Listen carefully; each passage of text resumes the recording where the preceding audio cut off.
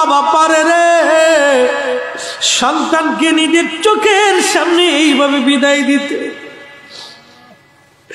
হযরত ইমাম হুসাইন ডেকে বললেন, আলী আকবর, তুমি তোমার মায়ের খেদমতে চলে যাও। বলল, আব্বা হুজুর, আমার বড় ভাই ইমাম কাসেম শহীদ হয়ে ঘুমায়। আমার কত সাথীরা এই জমিনে ঘুমাইতেছে গো, আমাকে ফিরাবেন না, আমার শাহাদাতের লিপ্সা লেগে গেছে, আমাকে ফিরাবেন না, একটা মাত্র জীবন আপনার কদমে কুরবানি নজরানা পেশ করে আসি, সুযোগ করে দেন, আমাকে দয়া করে ফিরাই দিবেন না আব্বা। সেই দিন ইমাম আলী আকবর যুদ্ধের ময়দানে চলে গেলেন। প্রচন্ড যুদ্ধ হয়, শেরে খুদা আলী রক্ত যার শরীরে প্রবাহিত, সে তো দমে জামাত পাত্র ছিলেন না। বেঈমানদেরকে জাহান্নামে পাঠিয়ে ইমাম আলী আকবর বাবার কাছে ঘোড়া দাবড়ায় ফিরে এসে বলেন, আব্বা জান, যদি পারেন এক পেয়ালা পানি যদি আমাকে দিতে পারতেন আব্বা জান, প্রচন্ড কষ্টে আমার কলিজা পর্যন্ত শুকায় গেছে, আব্বা জান আমার সহ্য হয় না। ইমাম হুসাইন চোখের পানি ছেড়ে দিয়ে বলতেছিল, আলী আকবর, তোমার পানির অভাবে কলিজা শুকায় গেছে রে, আমি হুসাইন এই ফোরাত থেকে পানি আনতে পারি নাই, বাবা হয়ে সন্তানকে পানি দিতে পারি নাই রে আলী আকবর। তবে শোনো শোনো রে আলী আকবর, তোমাকে কিছু কথা শোনাই। আমার আব্বা জান জিহাদের জন্য বাড়ি রেখে বহু দূরে চলে যাইতো, আমরা বাড়িতে একা পড়ে থাকতাম, বহুদিন পর্যন্ত আমাদের ঘরে অভাব ছিল, খাবার থাকতো না, পানি থাকতো না আমাদের ঘরে, ক্ষুধার যন্ত্রণায় পানির পিপাসায় আমরা ঘরের মধ্যে মায়ের কাছে বসে বসে কাঁদতাম। রাহমাতুল লিল আলামিন নানা জান আমাদের দুঃখের কথাগুলি শুনে দৌড় থেকে বাহির থেকে ফিরে এসে আমাদের ঘরে দৌড়ায় আসতে। পৃথিবীর কারো কাছেও দুঃখের কথা না বললে নানার কাছে বলতাম, রে আলী আকবর, প্রচন্ড ক্ষুধা তৃষ্ণার অভাবগুলি নানার কাছে জানাইতাম। যখন জানাইতাম, নানা জান তার পবিত্র জিহ্বা মোবারক আমাদের মুখের মধ্যে যখন ঢুকায় দিত, নানার জিহ্বা মোবারক চুষতে দেরি হইতো রে, আমাদের কলিজাগুলি ঠান্ডা হইতে দেরি হইতো না, আমাদের কলিজাগুলি ঠান্ডা হতে দেরি হতো না রে আলী আকবর। আজকে আমি আমার জিহ্বা বের করে দিচ্ছি, একটু চুষে আরাম করে যাও, দেখো আমার নানা হাউজে কাউসারের পানি নিয়ে অপেক্ষায় দাঁড়ায় রইছে। চিৎকার মেরে বলা যাবে কি, ইয়া রাসূলুল্লাহ উনজুর হালানা ইয়া হাবিবাল্লাহ, নবীজি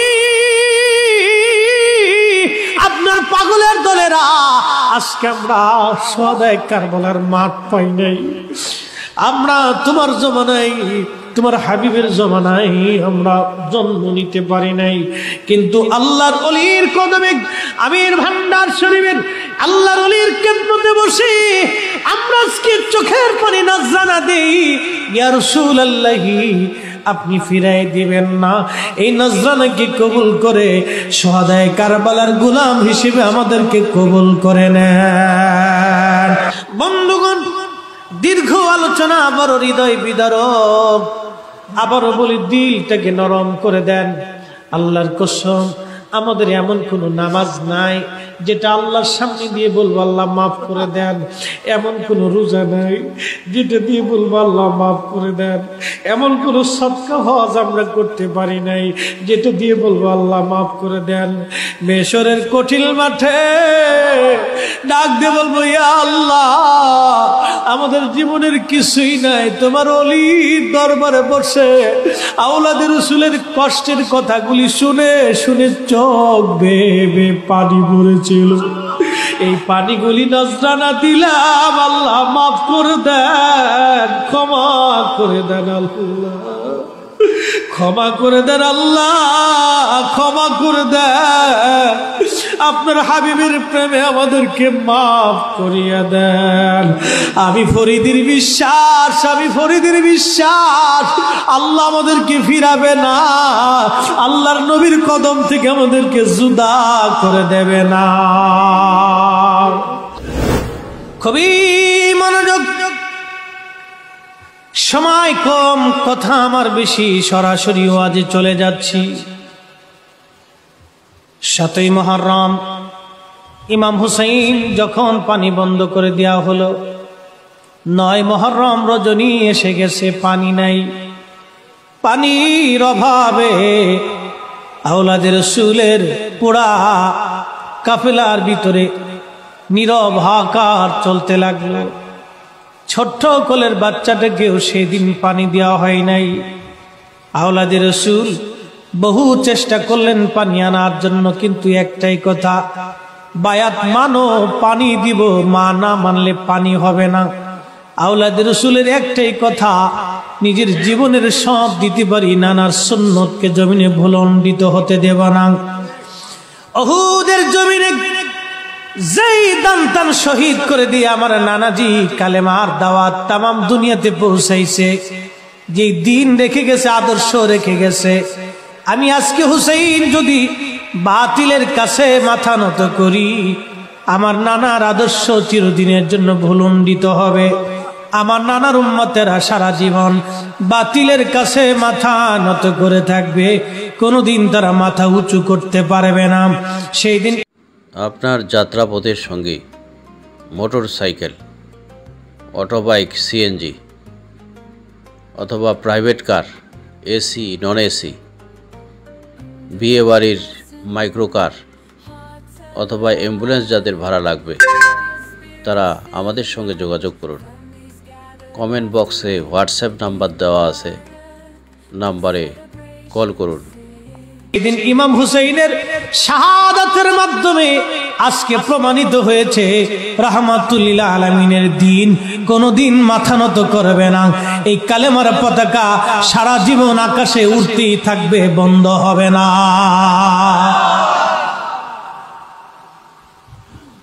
খুবই মনোযোগ দেন। হযরত ইমাম হুসাইন রাদিয়াল্লাহু আনহু 7ই মুহররম, 10ই মুহররম দিন, 9 মুহররম দিন যে রাত্রিবেলা আওলাদের রাসূল সবাইকে কাছে ডাকলেন, মশাল বন্ধ করে দিলেন। মশাল বন্ধ করে দিয়ে ইমাম হুসাইন রাদিয়াল্লাহু আনহু সাথীদেরকে সবাইকে ডাকলেন। 72 জন পুরুষ, 100 জন নারী, পুরুষ দিয়ে 100 জনের একটা ছোট্ট কাফেলা। সবাইকে ডেকে বললেন, ও আমার সাথীরা, আকিলের সন্তানেরা, আমার আত্মীয় স্বজন, আমি মশালের আলো বন্ধ করে দিয়েছি, অন্ধকার হয়ে গেছে। মদিনার রাস্তা ধরো, তোমরা যে যেমনি পারো পথ ধরে তোমরা এই রাত্রিবেলায় পলায়ন করে চলে যাও, কারণ ইয়াজিদ আমাকে শহীদ করে দেওয়ার পরে তার রাস্তা পরিষ্কার হয়ে যাবে। ও চায় আমি শহীদ হয়ে গেলে তার খেলাফতের দরজা, রাজত্বের দরজা খুলে যাবে, কোনো চিন্তা তার থাকবে না। ইয়াজিদের সাথে আমার দুশমনী, ইয়াজিদ আমাকে দুশমন বানিয়েছে, তোমাদের সাথে তো তার কোনো দুশমনী নাই রে, তোমরা রাতের আধারে চলে যাও। সেই দিন 72 জন আশিক রাসূল ডুকরি কেঁদে বলেছিল, হুসাইন গো, ময়দানে আসছি একা ফেলে চলে যাওয়ার জন্য না। মেশরের কঠিন মাঠে রাহমাতুল লিল আলামিন যখন জিজ্ঞেস করবে, হুসাইনের সাথীরা রে, আমার হুসাইনকে একা রেখে ময়দান থেকে রাতের আধারে ও অন্ধকারে তোমরা কেন পালাইছিলে? জবাব দিব কি সেই দিন? হুজুর, মেহশরের মাঠে রহমতের নবীর দরবারে জবাব হবে কি আমাদের? ক্ষমা করে দেন, জীবন তো একটাই, এই একটা জীবন আপনার কদমে এই ময়দানে কুরবানি করার একটু সুযোগ করে দেন। জোরে বলা যাবে কি ইয়া রাসূলুল্লাহ?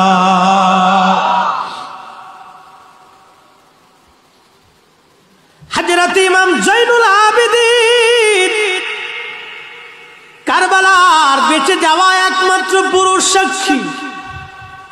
উনি ব্যতীত আওলাদের রাসূলের পরিবারে আর কোন পুরুষ মানুষ বেঁচে ছিল না।